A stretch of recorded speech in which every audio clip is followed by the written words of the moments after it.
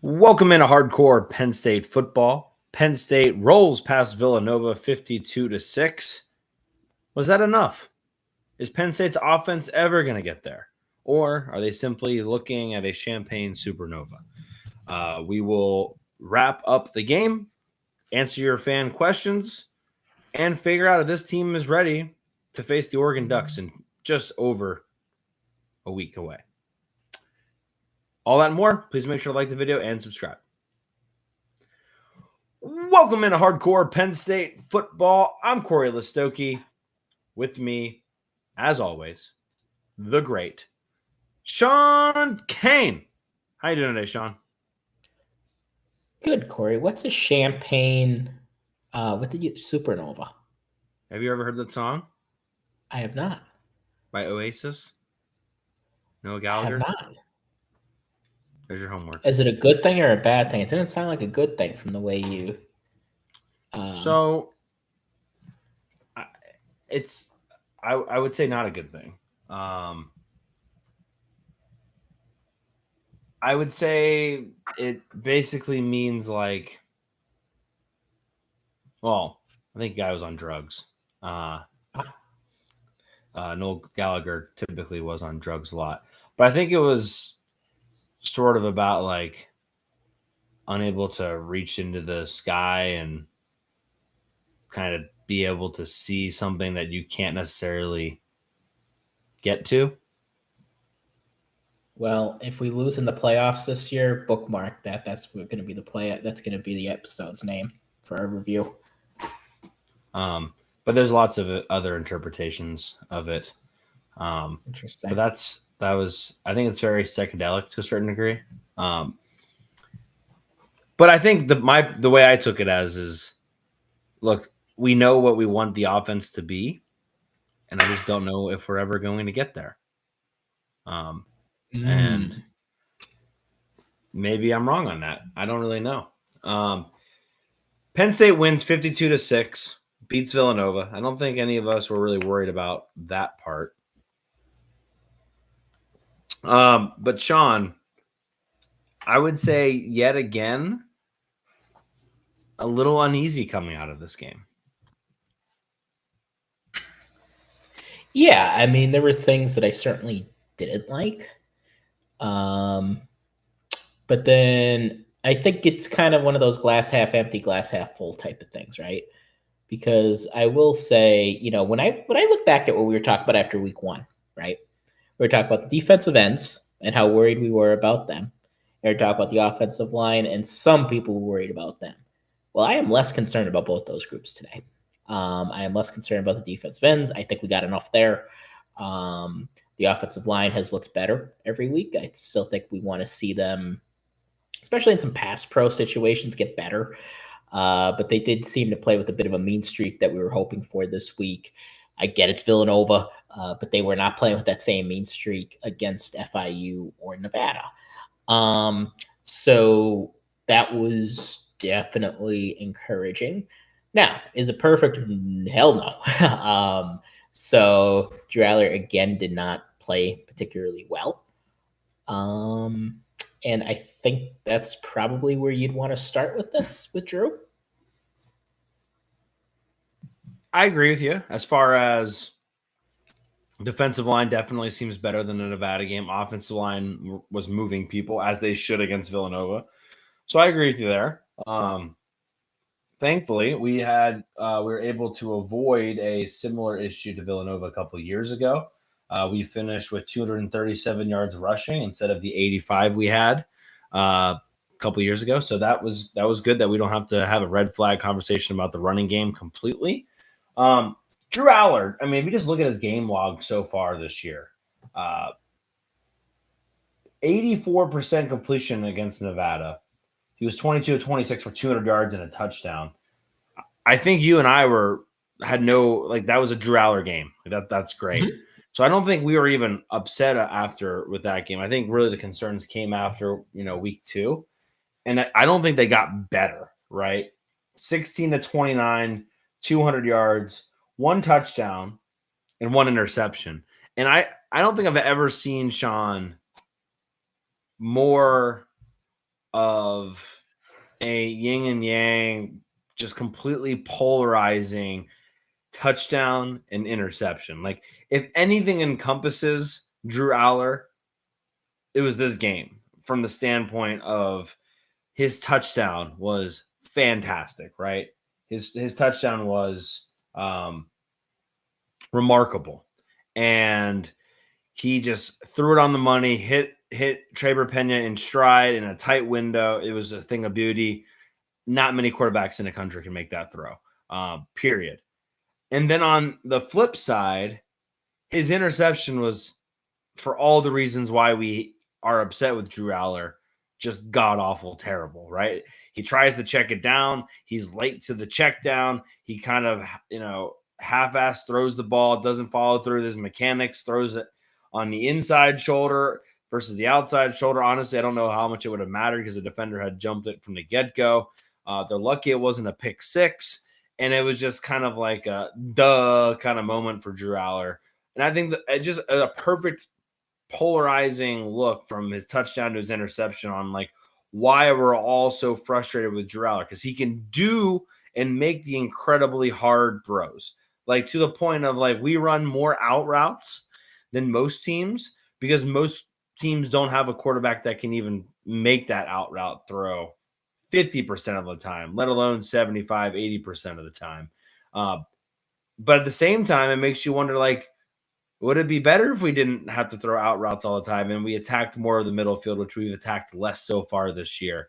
And then when it comes to the interceptions, like, is he going through his reads too quickly and getting to his checkdowns too quickly? And then obviously just kind of a lapse there with his mechanics and throwing just a duck. But Sean, that to me, like, this game summed up our frustrations. I'm not saying like it made me feel better or worse about it all. But I think it's summed up in a perfect 4-quarter game why in year 3 of Drew Allar, we're still concerned about kind of where we sit. Yeah. I'll start with the positives.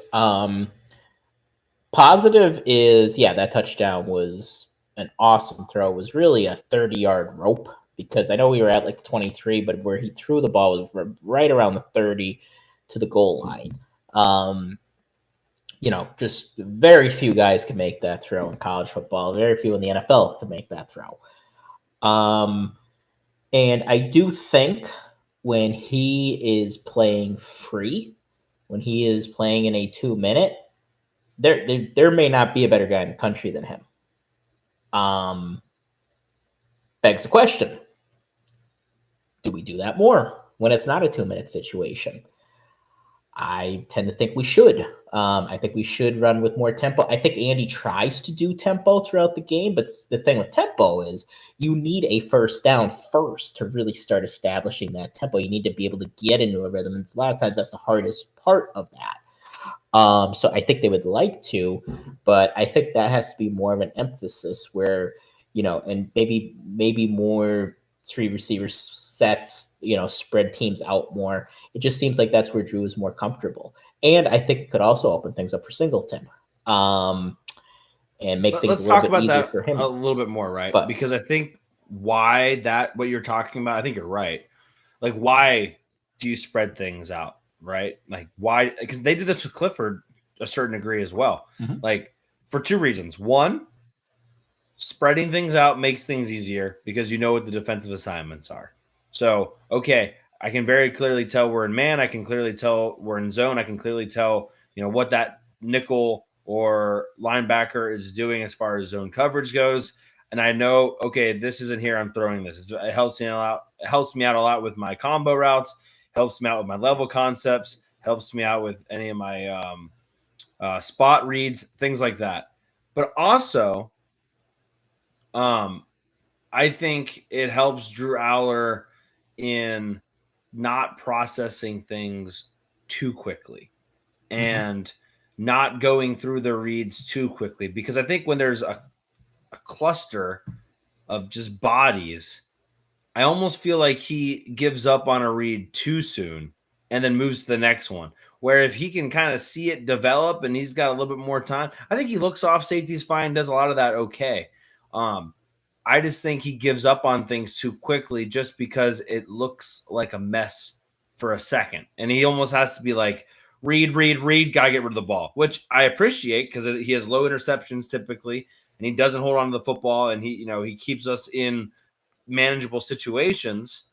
But it does take away the opportunity for the bigger plays if you're boom, boom, boom, and getting out of there. So I agree with you, Sean. I think spreading things out helps you with assignments, helps you with knowing where to go with the football. But also, he's getting to the point now where he can start audibling around a little bit, and he can start kind of picking his matchups. Like Clifford got really good at that, where he was like, okay, not only do I know what the defense is going to do, but now this is what I want to do to beat that.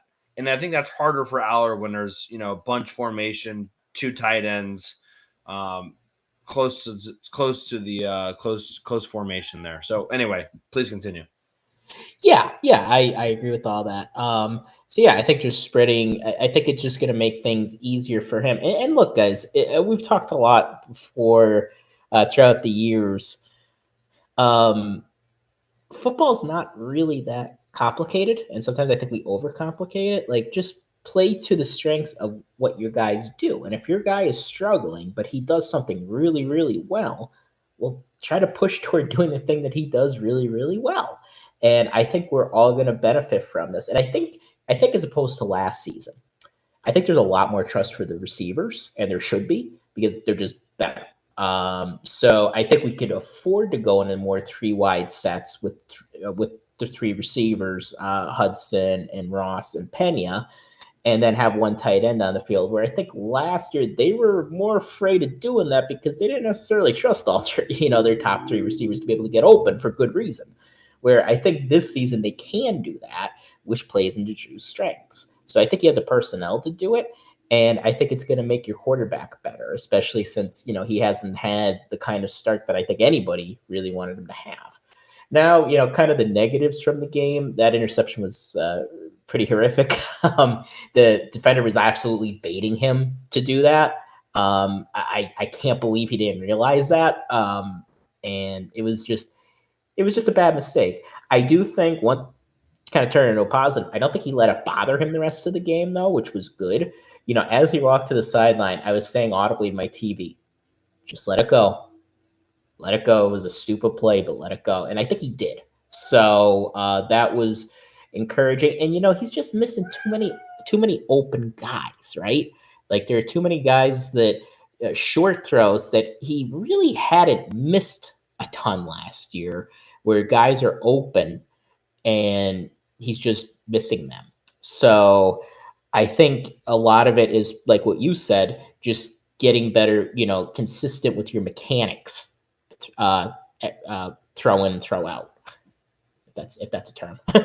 Well, and I think they're asking him to throw way more out routes than he did last year. I don't know if that's because they don't have Tyler Warren, but they're not attacking the seam nearly as much. And I think Drew has a strength there. I mean, you saw the confidence when he threw that ball to Trebor Peña for the touchdown. We've seen them have confidence throwing those little button hooks that they've been running to, like, that's the only thing really to the middle of the field they've done so far, those little button hooks at the seam route to Kyron Hudson.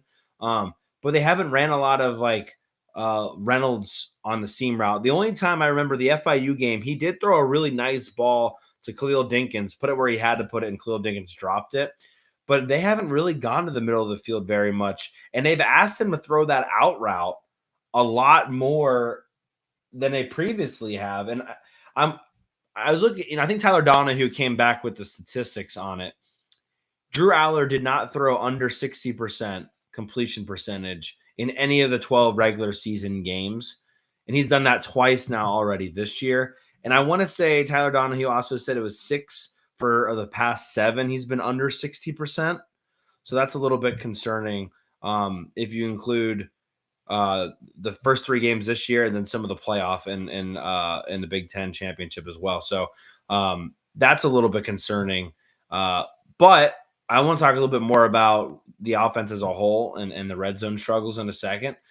I will also say too, Sean, like in previous years, they didn't have the offensive line to line up 4 wide and be able to protect. They should be able to do that more this year, right? Where they can trust their 5 guys to pass block and let Drew Allar pick apart a defense. Like, I think you kind of have to do that. And I'll just wrap up this whole Drew Allar conversation by maybe we were a week early, but everybody, Mark Helfrich included, was saying, oh, they need to do more 2-minute drill, fast tempo with Drew Allar. And like you and I guess I'll give the Penn State coaches credit first because they really were the ones that started it. But you and I were talking about, going fast for a week and a half now. And we were specifically, giving some comparisons to Matt McGloin when they ran the NASCAR tempo with Bill O'Brien and how much that helped Matt McGloin, who's also fairly streaky. And in a lot of ways, if you go back and look at Matt McGloin, like some of his best effort was when they were losing games and when they were down. And you could argue Drew Allar is in a very similar situation as far as his pedigree and when he's performed at his best. And so I'd be curious to see if that's the plan.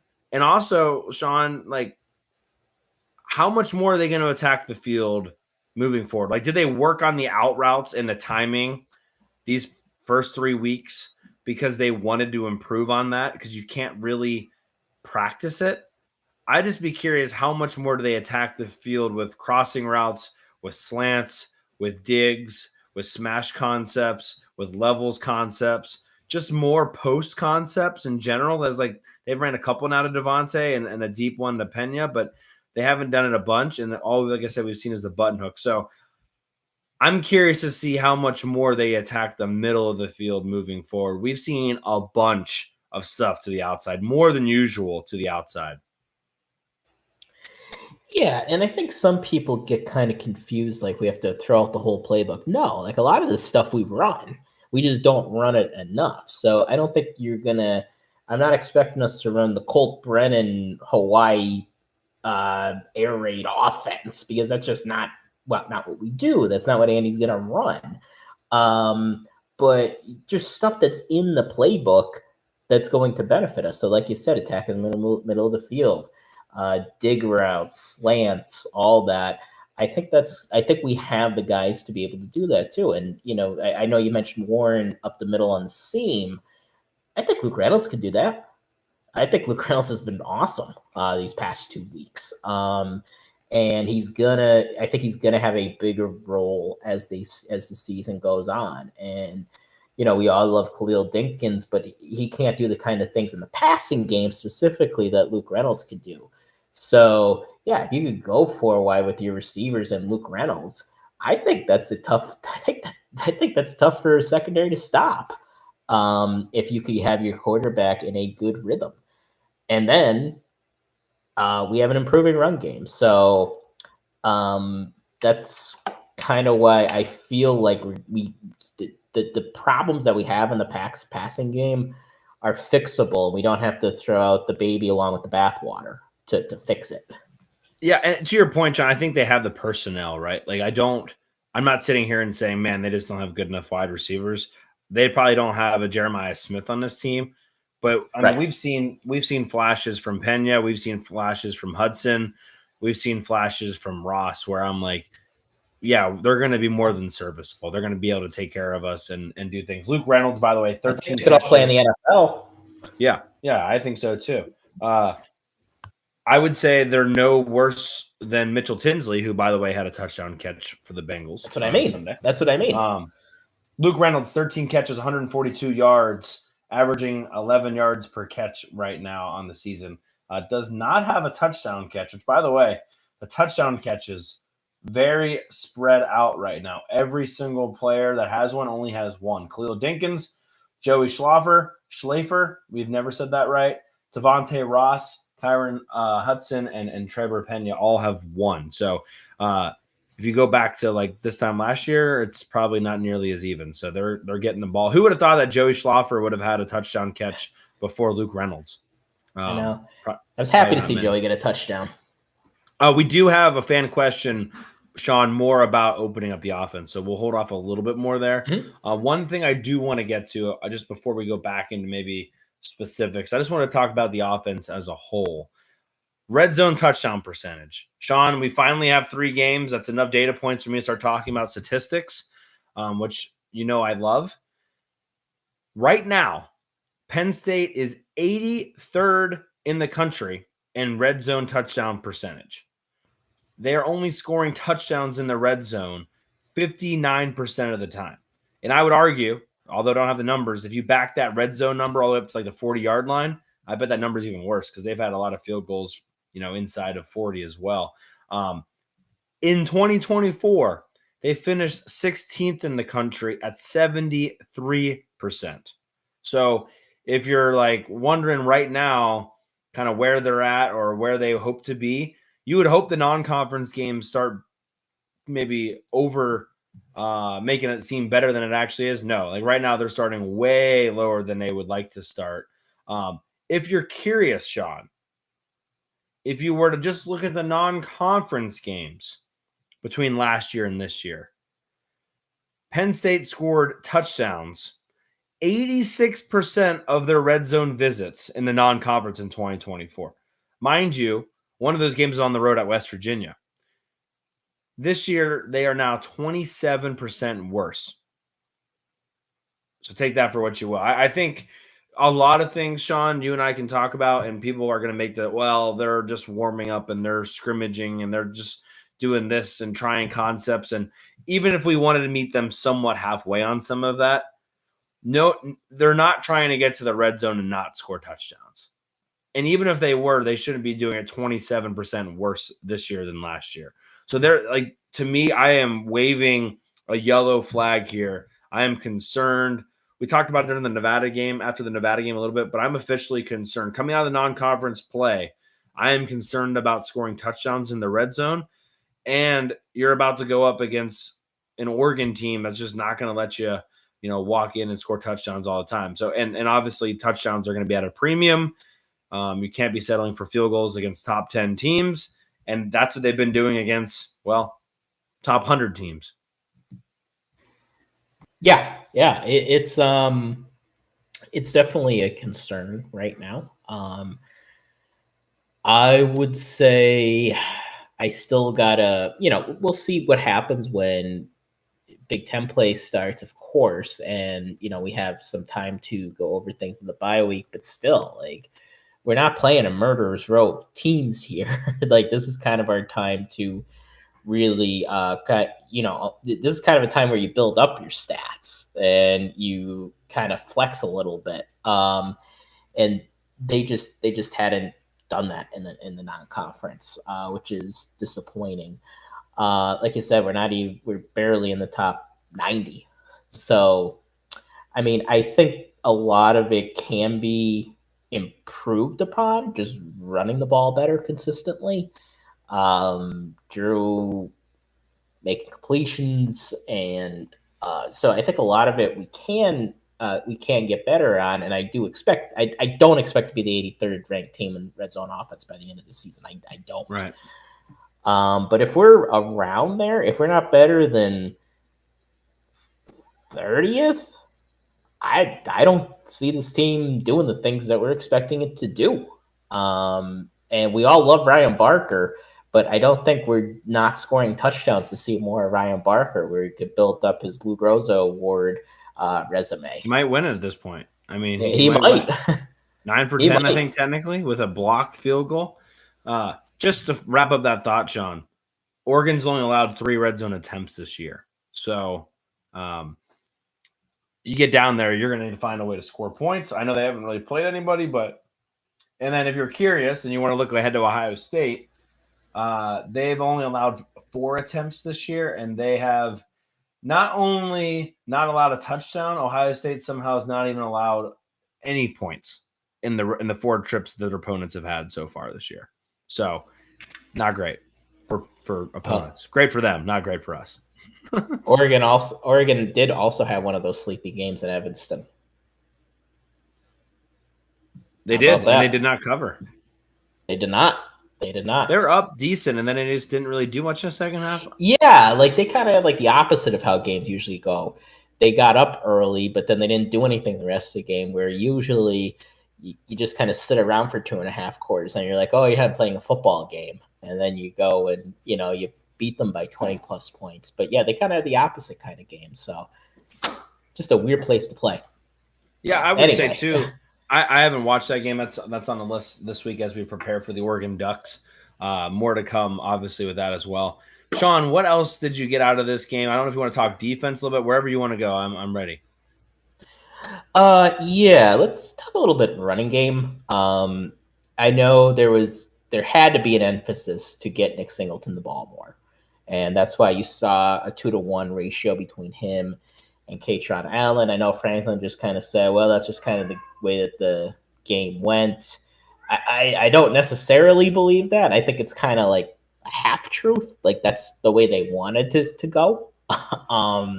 As opposed to just how it just happened to be this way. Eight of the first 12 plays were runs by Nick Singleton on the first drive. Yeah, they were clearly trying to get him going, which I don't blame them. I would be too. He played a pretty poor game against FIU. I thought he's a little better against Villanova, but again, still missing holes. It was another game where Kyron just ran the ball much better than Nick did. I think by the numbers and then just by the eye test, he just looked better, more decisive, hitting holes more. And I think there's a real debate about there amongst fans, and I think it's a legitimate one. Is Kyron just RB1? Like, should he be getting the 20 carries every game and Nick getting 10? And I think it's a little early to make such declarations. But I'm here to tell you, he better get more carries than Nick against Oregon. I kind of wish we had another Big Ten game before we played Oregon to really make that decision. I wish we played somebody. We didn't go right from Villanova to literally maybe the best team in the country. Because it is a tough call because we've had these guys for over 3 years now, and we know what they're both capable of. And it's not that I don't think Nick's a good back. I do, but right now he looks a bit like a track star playing running back. And like I said, I know he's capable of more, but that's just what he's playing like right now. And you can't have that if you're going to try to go and beat Oregon. You want my kind of prediction here, Sean? Let's hear it. That's what we're here for. I think everything you said is correct. I think he's going to be fine. I really do. I actually think playing Oregon next is going to be good for him. And I think he's so competitive that he will refuse to fail to the point that all he's thinking about is running as hard and fast as he can. And he'll stop almost trying to pat the stats to a certain degree or overthink it against these other teams where he gets into these games. I mean, you go back and look at last year, Notre Dame, 5.6 yards per carry. Boise State, 7.3 yards per carry. SMU, 6.4 yards per carry. Oregon, 10.5 yards per carry. Like, he knows how to run, and he's ran well against good competition and key moments. I just have a feeling that it's not like he doesn't have it, right? He's got to find it. I agree with all that, but he's got it somewhere. And I just feel like almost this is better than playing, say, Purdue next week, where I think, honestly, you'd see a repeat performance. But against Oregon, I almost just feel like it's going to be, okay, competition's higher. Now I'm not even thinking about, like, trying to break one. Now I'm just trying to hit the hole as hard as I can and hope for the best. And honestly, that's when he's at his best. And just one cut and go. I have a feeling, and I completely agree with everyone being concerned about it because I'm concerned about it too. But I got a random hunch that Nick Singleton's going to be okay. But I agree with you. I think Allen deserves more carries. At the same time, I would probably say if the backs are combining for 30 carries, not touches, but carries, we're probably not doing great on offense because either A, or they're not breaking any, or we haven't got the passing game going enough where we're feeling great about it. So I'd be curious what that turns into for the Oregon game and what that ends up looking like. I just want to say, too, that second drive of the game, we talked about them wanting to get the ball to Nick Singleton pretty much right away. That second drive of the game, they clearly wanted to maybe get Drew Allar going here because after 12 plays where 8 of them went to Singleton, and then they had a 6-play drive where it went pass, pass, pass, penalty, pass, pass, pass. and then a punt. So take that for what you will. But it seemed very clearly in their eyes and in the offensive coordinator and the coach's eyes, their main concern was getting Nick Singleton back in the groove. And then the next box they wanted to check, if you were like checking, a to-do list of things you wanted to get right before Oregon, it was like, okay, let's get Nick Singleton some confidence and let's script the first drive for him. Okay, then let's come back and let's get Allar in the game early. Let's get him some easy completions. That first 2 drives, they went after those 2 things. So I think it's very clearly like that was a priority. Let's check this box. Let's check that box. And then from there, the scripting probably ended, and then it turned into the actual kind of game flow of how things were going. But that's kind of what my was like too, is that they want to get him back. I would expect, Sean, I still think Nick Singleton starts against Oregon, because I still think Allen is a better second half back, because that defense is a little bit more worn out, and you put Allen in the game and he's fresh and he's angry and he's running people over and he's jump cutting and putting his foot in the ground, making people look silly. I still think Singleton early on, when the defense is fresh, helps you turn a poorly blocked play or a really good play by the Oregon defense into a 2-yard or a 3-yard gain versus a 1 or 2 yard loss, just because of his speed on the outside or something like that. And I think there's some benefits to having it. Also, he's a fantastic blocker. I mean, the Trebor Peña little flip plays, like Singleton's killing people on those. I'd be curious what happens, Sean, but I predict Singleton starts, but I agree with you. I think Allen probably needs a little bit more. Yeah, and I mean, he may start too, because sometimes the guy that starts between these two doesn't end up getting the most carries. That's why it's been a 1A, 1B backfield since they were 18 years old. So this is just the way it's been. Yeah, and when I say track star, like, he's not Davon Mumu Smith, where we've never seen him play well before on a football field. We have plenty of times, and like you said, sometimes on really big stages. He had the run in the Rose Bowl. He's played well. I try to block the Peach Bowl out of my head, so I don't know how he played that game. But every other bowl game, he seemed to have played really, really well in. And so every big stage, except Ohio State and Michigan, he seems to always bring it. Now, in those games, it's not really all because of him, of course. So yeah, I think there's something to be said about just not thinking and running. I do wonder too how much the coaching change has made an impact. And it's not that I don't think Drayton's doing a good job. It's just when you have the same person in your ear for 3 years and then suddenly he's gone and you bring in somebody else, could that have another impact? Because he's just going to see the game a little bit differently than Drayton's going to see the game a little bit differently than Jaywan Sider, who knows them better and has coached them their whole career. So I do wonder a little bit about that, and I don't think it's really impacted Katron at all. I think he's playing his best ball right now, honestly. And I think he's continuing that momentum from the playoffs, and I was hoping that would continue for Singleton too, but it just hasn't. But then again, Singleton has also been streaky throughout his career. We can't pretend like this is the first time he hasn't done similar things. In 2023, it was kind of like that the whole season. So it's part of who he is a little bit, that he could be a little streaky. But yeah, you look at how he played against Oregon last year, and I think Oregon up front, they may not even be as good as they were last year in the front seven. So it does make you think maybe he'll be just fine, especially playing at Beaver Stadium. Maybe so. I tend to think so.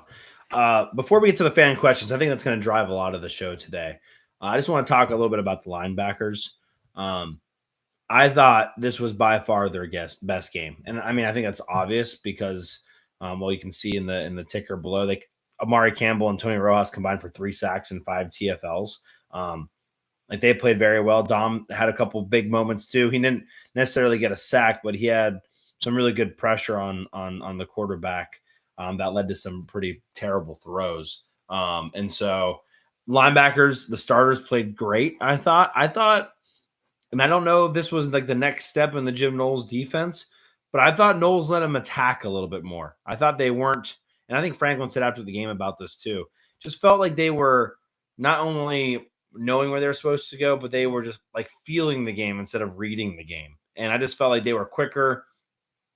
They were making more plays in the backfield because they weren't a step behind, and they weren't getting, the offensive linemen weren't getting up to them as much. So I wanted to just really quickly mention the linebackers that I thought they played their best game, and that makes me feel a little bit better because that was something that I still wasn't positive on. Now, I will say, Sean, I thought for sure they would have got more linebacker depth in there. They eventually did. Specca did come in. I wanted to give a shout out to linebacker Alex Tatch. I thought he had a fantastic game. Multiple plays where I was like, especially by the goal line there at the end of the game, like he stuffed a couple people there close. Him and Darius Dixon stuffed them one time. And so anyway, I was really happy with the linebackers. And Sean, I'm going to ramble for another second and just say, Jameer Joseph and Darius Dixon, like what, Sean? You think they could be starters on most Big Ten teams right now? Like, yes. Holy crap. So anyway, I gave you a lot to follow up on, but linebackers and the true freshman corners were the ones that really stood out to me on Saturday. I think there's some good Penn State defenses in the past few years they would have started on. That's how good I think that those two dudes are. But yeah, linebackers, they seem to be getting a little bit. Well, I don't want to say better every week because I think they played good. I think they played better against Nevada than they played against FIU. But like you said, just playing faster. I think I was live tweeting most of the game. Most of those tweets that you saw were from me this week. And that was one of the first impressions that I had was, wow, we just look faster. And we're just attacking more.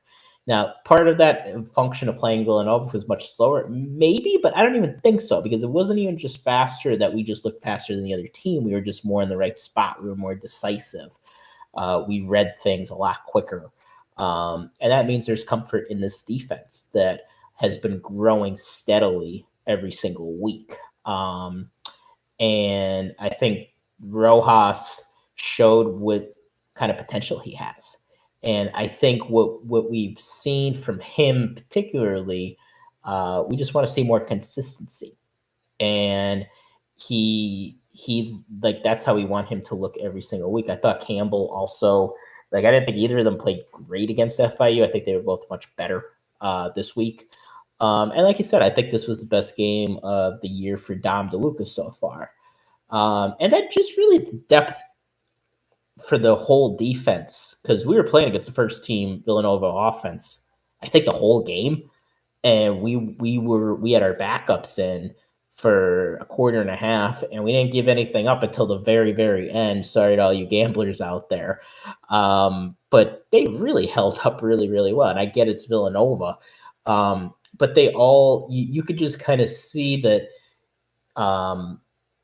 We have recruited really well, and it may not reflect in the recruiting rankings, but just being able to find the talent that we have and the coaching has been, I have said multiple times now, this is the best coaching staff we've had here since at least the Joe years, probably further back in the Joe years. And it's showing because these young guys look ready to play if we need them. No doubt. If we need them to play a bigger role even this season. Right. I mean, I think you could say that about the entire defense. And you're right, Sean. Like the defensive coaches, holy moly, right now, right? You got multiple guys that could be head coaches, multiple guys that are young and upcoming guys that are going to be really hard to keep long term. Just really incredible there. Before we get to the fan questions, please, if you haven't already, make sure to like the video and subscribe on YouTube. That's where we're talking live. We can watch this live instead of listening on the podcast. But if you're listening on podcast, please make sure you're subscribed wherever you're listening as well. Also, the Pick'em is live for week 4, so you can go ahead and do that.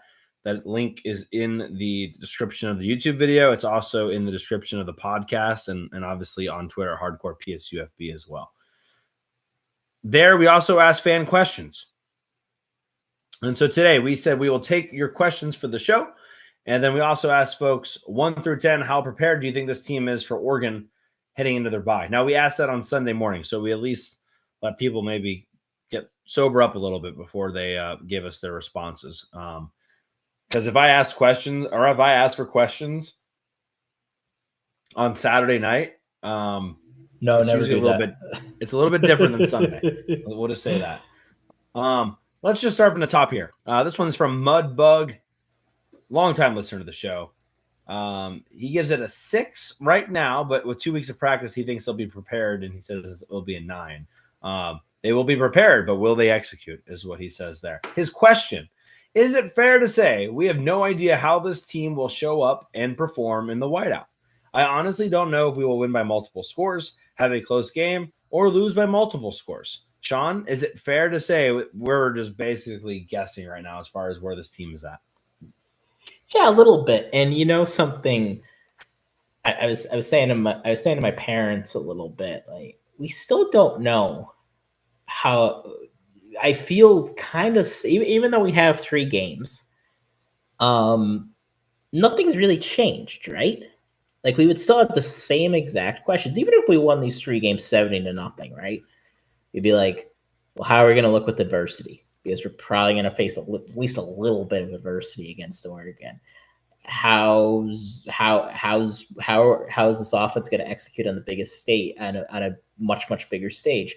How's defense going to be on a bigger stage against an offense that is infinitely better than anything we faced so far? Is defense going to be ready for such a challenge? So, yeah, I'm kind of in a similar boat right now, and it's kind of why I feel similar to how I did going into the year about this particular game. Why I'm kind of falling back on that a little bit. All right. Well, the next question here is from Dorito Bandit. First of all, he says 7. He says, I trust the defense. I know Allar is capable, but the consistency is not there. His question: is it time to take UCLA off of the pick'em and just start everyone with 1 point every week? So UCLA, if you did not see, lost to New Mexico, and it wasn't close. 35-10, I think the final was there. They have fired Deshaun Foster since then. And so Corey was very wrong on being worried about UCLA. Probably the most wrong I've ever been when it comes to like saying if a team's going to be good or not. I will always, remember that, I give a lot of love to Maryland and Michigan State that one year. But man, oh man, was I wrong about UCLA, like terribly wrong. So yes, that's not great. I will also take this moment to just give a unfortunate shout out to Virginia Tech. They have also fired former Penn State defensive coordinator Brent Pry. The nail in the coffin was hammered in by no other than former PSU offensive coordinator Ricky Rainey, who was the head coach of Old Dominion, and they blew out Virginia Tech in Lane Stadium. So not great for Brent Pry. I'll be curious to see where he ends up. This is kind of the writing on the wall for a little bit now. But man, good for Ricky Rainey and a big win for his program. So little friendly fire there. Brent Pry may end up here as an analyst, at least for a little while. That usually, unless he wants to take the rest of the year off, which I'd get too. Kind of hate to see that happen with Brent Pry because he is one of the good guys in college football for sure. From everything that anybody's ever said about him, I've never heard a bad thing about him personally, but yeah, he just wasn't getting the job done. But yeah, Ricky Rainey has built a good program for himself. And yes, I also was wrong about UCLA, so you're not alone, Corey. Terribly wrong there. Einstein von Braun gives it a 7 as far as preparation for Oregon. His question: after the first 3 games, are Drew and Andy's stock plummeting? Neither have lived up to expectations so far in terms of play or play calling. Let's focus on Andy Kotelnicki here because we've spoken quite a bit about Drew tonight. We have not spoken about Andy Kotelnicki today. I got to see more. I'm kind of reminded of how some of those AP voters that Corey reached out to were, in that they didn't really care how he looked these first 3 weeks, like at all. And I think we care more because this is our team and we watch every single play. So maybe we care a little. So obviously we're going to care a little bit more. But there is a value in getting an outsider's perspective, right? So I don't think their stock is plummeting yet. But if we don't look good against Oregon, then yeah, you could safely say that. I thought Andy called a great game against Oregon last year. That he ain't the reason we lost that game by any stretch. And I thought Drew played mostly a good game against Oregon, except for the interceptions. But yeah, I wouldn't say Andy's is plummeting yet, but Drew has to get it going, like now. Yeah, I would actually be buying Andy stock. There are some things that I liked. Just the way they got Trebor Peña the ball so much. I'm starting to think Peña is turning into the Tyler Warren of the offense we got to get Peña so many touches a game. I don't care how we do it. He's starting to take that role to a certain degree. Kotelnicki's starting to say, okay, every time I give Peña the ball, what is my return on the investment? And right now it's been better than probably anybody else outside maybe the running backs, but we'll ignore them. The jet sweep is back, baby. Hey, shout out Brandon Polk. It works. Brandon Polk and John Donovan. Yeah. And it's been effective. Right now, John Donovan's somewhere doing the Leonardo meme where he points at the TV when he sees the jet sweep. Yep. For sure. All right. Let's go to Matty Ice, another longtime listener of the show. I don't know if we have any new time listeners to the show. I think we just have the same group of degenerates for a long time, but that's okay. He says 4, by the way, on preparation. He says, I try to ask a positive question since there's been a lot of negative ones. We appreciate that, Matty Ice. Is this the best and deepest secondary Penn State has had? So we talked a little bit about the freshmen, Jameer Joseph and Darius Dixon already. But otherwise, like in general, is this the deepest secondary we have? I think corners, yes, easily, right? I mean, you got to feel great. Obviously, we haven't even talked about A.J. Harris very much this year. But A.J. Harris, Davian Collins, Zion Tracy, Elliott Washington, like that right there, those 4 guys are amazing. And then you add the freshmen into the mix, and you're like, yeah, this is a great group. And then you start looking at the safeties, and yes, originally Antoine Belgrave Shorter got the start across from Zakee Wheatley, but King Mack started last week against Villanova, and he's been playing exceptionally well. So now you've got Zakee Wheatley, who I think is probably on the same tier, although I'd put him a little bit lower than Jair Brown and Brisker. But I would say like he does other things really well that maybe they didn't do as well, but they did some things well that he doesn't necessarily do well. But he always seems to find a way to make plays. I would venture to say yes to answer this question straight up. The only reservation is that other safety spot right now. Is it going to be King Mack all the time? Is it going to be Day Lane all the time? Is it going to be ABS all the time? But still, having 3 guys who've now played a decent amount of football, especially Day Lane and ABS, and King Mack relatively, I feel really good about the secondary, Sean. So I'm leaning yes. I feel like you're going to be an emphatic yes. Yeah, corners for sure. They're, like I said, I think we got 6 guys, 7 guys that you have a good amount of trust in. Safety, maybe a little less so, although I think you're seeing some good things, like you said, out of the young guys. I think Zakee Wheatley, just nobody's throwing the ball toward him, but he is getting it done tackling. So he has been what we've expected. I think you're going to see more and more of him as Big Ten play. We're going to be in Big Ten play till, the rest of the year. But you're going to start seeing it. Hell of a take, Sean. Hell of a take.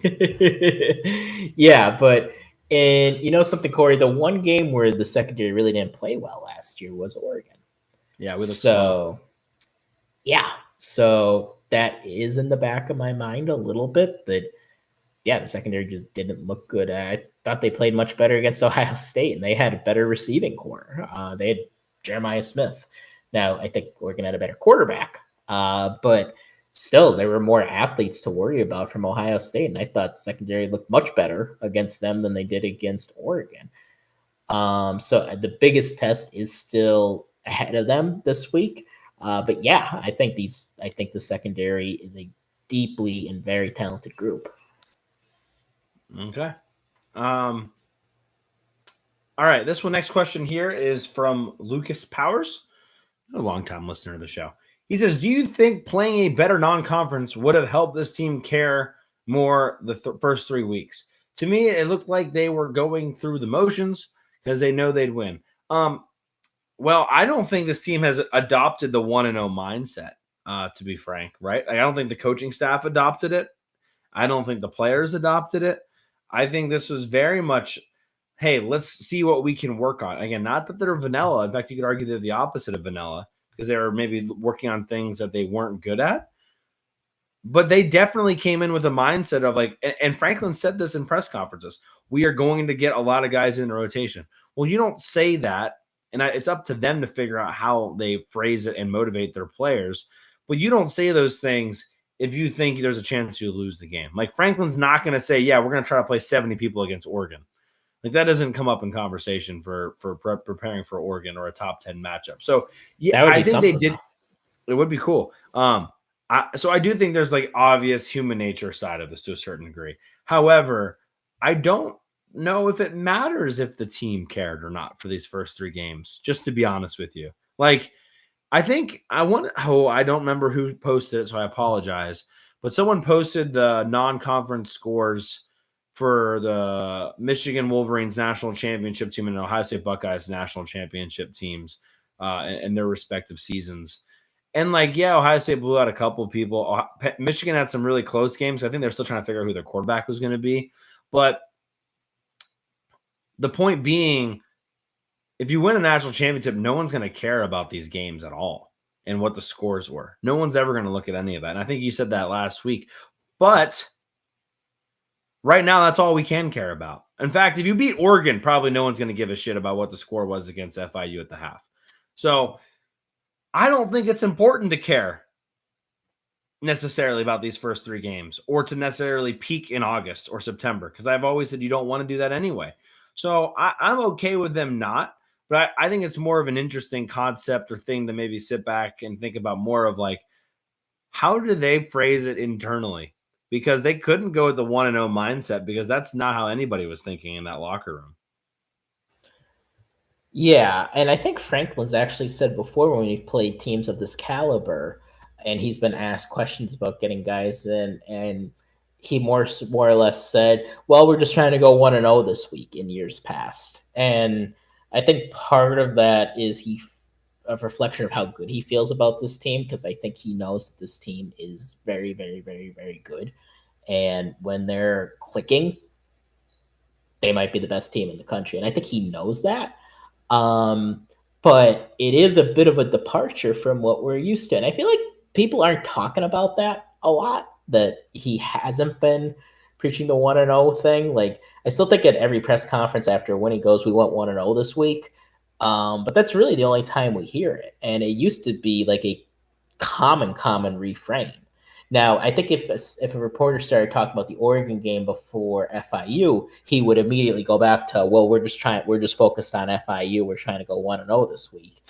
But at the same time, yeah, it's not as emphatic as it once was. And I think it's just because they're not really thinking that way. And maybe it does show you that was genuinely their mentality. Because I think people always wondered, like, are they really serious with this? No, I think they were. I just don't think I would really say they are doing it more this than year. other teams. Yeah. Yes, like I think they really mean it. And it's kind of reflected in how we play, right? Because the past 3 years, we've only lost to Michigan, Ohio State, Michigan and Ohio State in the regular season. Yeah. So I think they really do mean it. Yeah, people always were like, oh, Franklin's due for one against somebody he shouldn't lose to. Like, that was pretty much dead after like 2018-ish. Like, that didn't definitely dead since COVID. Yeah, outside of the COVID years, yes. All right. So one more question here from maybe 2 more questions. Mark Thomas wants to know, well, he thinks we're 1 out of 10. He thinks 7. He says offense has the parts. Each game is different.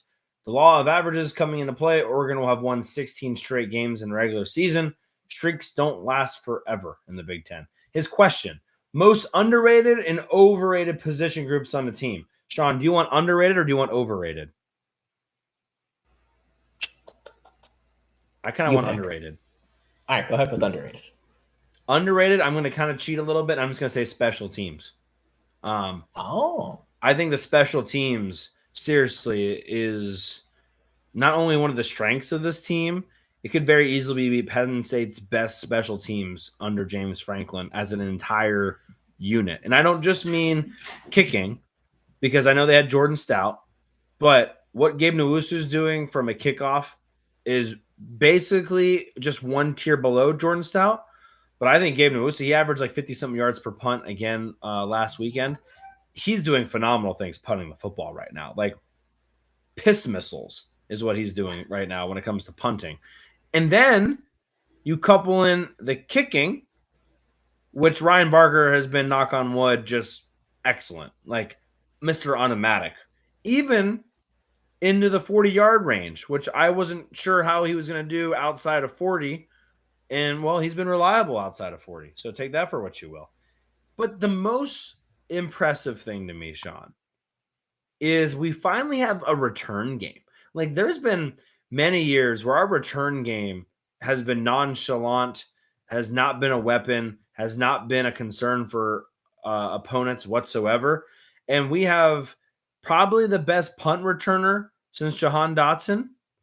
And I would say we have multiple opportunities with different people at kick returner. I think, King Mack has done some things. Nick Singleton, has a history of doing things.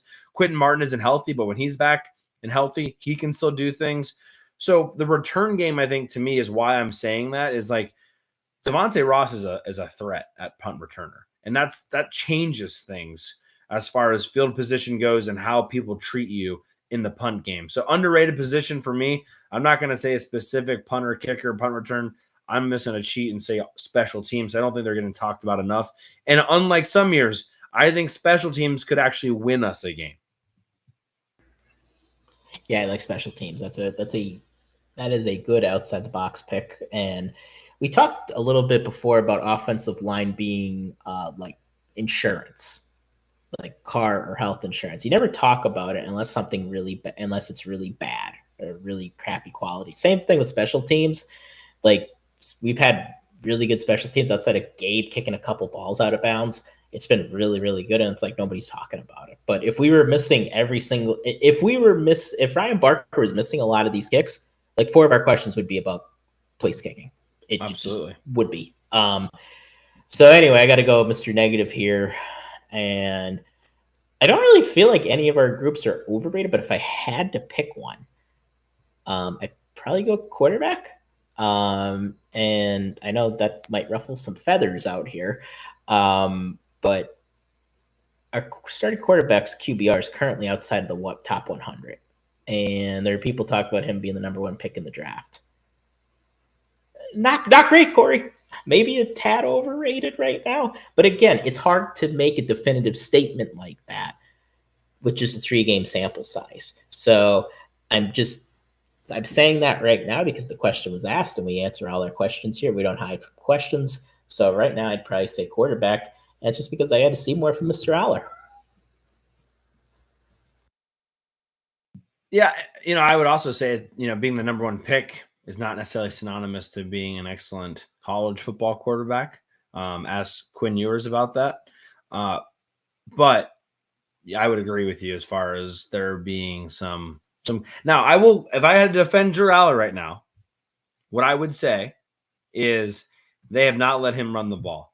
And how much, in general, not just about Drew Allar's performance, but how much is his threat to run going to change things? Because I would argue, you talk about Oregon being one of his better games, he ran the ball very well against Oregon. And I think one of the reasons why Singleton had such a good game, over 10 yards per carry, is because they were worried about Allar also running the ball. So maybe go back to what I said about Nick Singleton having a good game against Oregon here in 2 weeks. You could maybe make the argument that they unleash everything Drew Allar is capable of. That is going to help Nick Singleton run the rock. So that's a good way to kind of tie that all together, so to speak. Yep, I don't disagree. Hey, we got a decent amount of people watching live on YouTube. Just make sure you've already subscribed and you've liked the video if you haven't done that already. Again, we had to restart our YouTube channel. We're still trying to get it back to where it was. We really appreciate that. Last question. This is from, here we go. New commenter, maybe long-time listener, first-time commenter. This is from Hockey Life with the Flyers logo here on X. Their question: why does this offense look so much better in the hurry-up 2-minute draws compared to methodical long drives? Is Andy Kotelnicki's offense based on pace and meant to be run this way? Not necessarily having to be run this way. I think the offense looks better in hurry-up because Drew Allar looks better in hurry-up. But what I really wanted to add to this was not really answering the question at all, but it made me spark something I wanted to talk with you about, Sean, that maybe we just don't talk enough about, and like why explosive plays are important. In football in general, it's hard to have methodical long drives that end with touchdowns. It's not easy to do. And in college football, it's even harder because they're college kids. They're not professionals, although that's beginning to change a little bit. And so they make mistakes. And so the longer your drive, the more opportunities you have, honestly, for something bad to happen. And so limiting the amount of opportunities to have something bad happen to you is basically college football in a nutshell. Like, that's why Joe Paterno always talked about, limiting your mistakes. Because if you just don't make mistakes, chances are your opponent's going to make plenty for you. Ask LSU when DJ Lagway threw 5 picks last week and Florida only lost by 10 somehow. Like, if he just throws... Don't bring that up to Brian Kelly. No. If he throws half the interceptions, they still might win that football game. Which, by the way, Brian Kelly apologized today, which I thought was a very half-baked apology. I don't know if you got to watch that video. Shocker. But I recommend you do that. Mostly because he cares about the kids, and he's always going to defend the kids, Sean, is what he happened to say. Yeah. He cares about the kids, yeah. But what I'm trying to get at here is, like, I think in general, this offense is going to be better with the explosive plays because they don't have to overthink things. And we beat that horse to death today, talking about how that helps Drew Allar.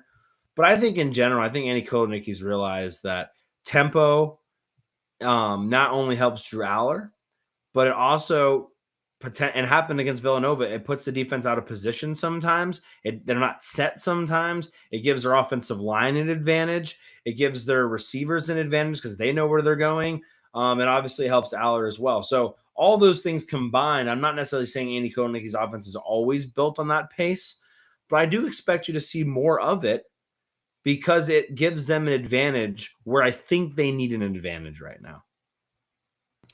Yeah, I mean, honestly, I don't think Drew Allar, and Landon actually talked a little bit about this on his pod. I don't think he's a natural fit in Andy's offense per se. Now, I think Andy I disagree with Landon a little bit here. I think Andy's more flexible than a lot of people think. I think he is more willing to work with a more traditional quarterback, and not that Drew isn't athletic. I think he is, but he's not Bo. And I think he would probably prefer a more mobile Trace McSorley style quarterback in an ideal world, but he's okay with working with what he's got. And I do think if it means running more spread stuff, running more up-tempo stuff, he's going to be willing to do it because he already does it. It's part of the offense already. And I just don't think we need to reinvent the wheel here. It's just running more stuff that works. And part of the advantage, because I think there are some downsides to playing the schedule like we have so far as well, but part of the advantages is to work on stuff that we don't do well. And then find things that, look at this. This is clicking for us right now. So I think we're going to be able to take some things and run them less against Oregon. Obviously, we're not going to be, quote unquote, trying a lot against Oregon. We're just going to be trying what works against Oregon. Or at least that should be what the goal is. Absolutely. Thank you for all the fan questions. Again, hardcore PSU FB is where we ask on X every week for those. We got a bunch of them. Thank you for those. Sean, are you ready to attempt this segment again where we rattle off things, different things? We'll just go one at a time at each other, just random thoughts you have. And we'll say 2 minutes. We'll call this the 2-minute timeout. How about that? As the new segment. Well, I got a graphic guy working on this. We'll make sure he gets a graphic for the 2-minute timeout moving forward. Are you ready for this time? We kind of butchered it the first time. And if somebody wants to sponsor it one day, maybe we'll get to that one day. But all right, let's give it a try. Yes. Okay. Sean, do you want me to start or do you want to start? I'll start. Okay, go ahead. Despite everything, Penn State has been outscoring teams 132-17 through these first 3 games. That's pretty impressive. I just wanted to note that Nick Singleton slipped on one of his runs, putting his foot in the ground. And I always continue to ask this question every season. Why do our guys slip on the field, our home field, more than the opponents? Can somebody explain that to me on a beautiful, perfect sunny day? There wasn't a drop of rain. How did he slip? We got to get Spider on it. Yeah. Another thing, Ryan Barker is awesome. Again, I think we already mentioned 9 of 10 field goals for the year. Ben Money with extra points, and he's going to win the Lou Groza, no doubt in my mind. And Gabe is also going to win the Ray Guy Award. Is he allowed to be on that list since he wasn't on the watch list because they had Riley Thompson on there? Maybe they could just pretend it was him instead of Riley. They just made a clerical error. I wanted to go back to that 3rd and 6 run where they gave it to Nick Singleton up the gut, and I was like, oh, they're going to go for it. And then he decided not to go for it. Only massive question mark in that one was like, was it because we only got 2 yards and it was 4th and 4? Are we allergic to 4th and 4s? I don't know. But that one really confused me. And again, we talked about it last week. Those are good opportunities to let Allar try to throw and convert on 3rd and 6. I kind of like just talked about Allar as if he was like a first-year starting quarterback. And like we shouldn't even be having that conversation with a 3rd-year guy. But anyway. Yeah.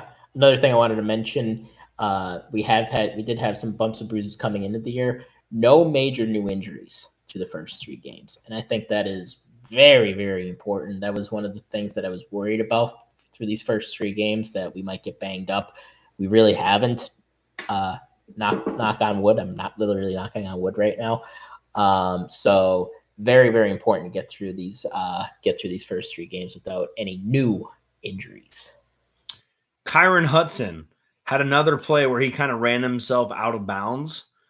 He's done that a couple times this year. Like the ball wasn't anywhere near him. He was out on, you might as well have been the water boy on the sideline. First, I wasn't worried about it, but now that's happened a couple more times. Something to maybe pay attention to.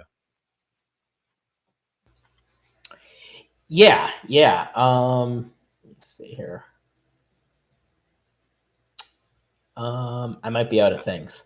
Okay, I only have one more. Tony Rojas, potentially a sign of maturation. Quarterback pump fakes. He didn't jump up for it. Stayed locked in, had the sack. I feel like last year or definitely 2 years ago, he would have went with the pump fake and the guy would have ran right around him or at least got the angle. So I wanted to give a little shout out to Tony Rojas. Little maturation from the 3rd-year player. Can you believe that already? Nah, it feels like he just got here. And that was kind of a common mistake with him, is he would fall for a lot of eye candy. Yep. So just becoming a more mature player. Yeah, and Elise mentioned that Tangwall indicated up-tempo keeps Drew from overthinking. Yeah, we talked about that a lot last week, right? That he just tends to overthink, and he just needs to be loosey-goosey, baby, loosey-goosey. Sean, have you ever seen the movie School of Rock? School of Rock? Of course. It's classic. Loosey-goosey, baby, loosey-goosey. That was a 2-minute timeout that I think technically was like 3 minutes. We'll work on that, but I do like that. Maybe we can put a little counter up. We can kind of make it like I guess, is Pardon the Interruption done? Is that show off of ESPN? Oh, it's still on. I think it's still on. It's Around the Horn is gone. Oh, they do that at the end of the show. I think I like that. Just quick hits at the end there. Yep. Because we have so many thoughts that we don't get to talk in depth about. But I want to make sure people know that we do watch the game at least once, maybe not twice or 3 times, and we do care. Sean, Big Ten Pick'em's out. I'm not going to ask you about them, but everyone make sure to do your Pick'em this week. We will not be back on Wednesday. We will be back next week. I want to talk to you, Sean, figure out what we want to do there. I still want to do 2 episodes. Hint, hint, nudge, nudge. But I want to see maybe we can get somebody behind the lines, enemy lines, maybe get somebody from Oregon on the show for one of the episodes. Sounds good. Quick question about the pick'em though. Illinois, Indiana, who you got? That was my hardest one to pick. Yeah, I think Illinois is going to win. I do too. Because I feel really good about Illinois, but Indiana's look good too. So I'm nervous if Indiana Illinois, gets up right? 2 scores. It's at Indiana. Oh, it's at Indiana. Still taking Illinois. Okay. Any other final thoughts? No, I think we're good. Oh, I'll just drop one more. I think we may have got another 5-star review, but it hasn't. We got another rating, but I haven't seen an actual review come in yet. So if you're on Apple Podcasts, please drop us a 5-star review. We'll read it on the show. Somebody gave us a rating. Maybe it was a piss poor rating. I don't really know. Can't tell on that. But if you give us a 5-star rating, we'll read it on the show. You can also drop us a 5-star rating on Spotify. We appreciate that as well. Again, if you haven't liked the video and subscribed on YouTube, well, I don't know what you're doing. Final thing, Kyron Allen elusiveness rating. We've been tracking that with Landon Tangwall. 236 for Kyron Allen, 15.4 for Nick Singleton this past week. Sean, are you good? That's a little concerning, but yes, I am good. Okay, that's good. Okay, that's Sean Kane over here. I'm Corey Listoki. You've been listening to Hardcore Penn State Football. Until next time, see ya later.